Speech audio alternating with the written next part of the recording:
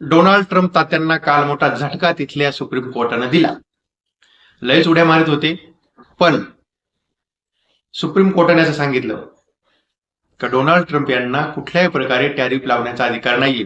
Tariff लावण्याचा अधिकार हा तिथल्या संसदेला आहे, डोनाल्ड ट्रम्पला नाहीये. त्यामुळे डोनाल्ड ट्रम्पने लावलेला टॅरिफ बेकायदेशीर आहे.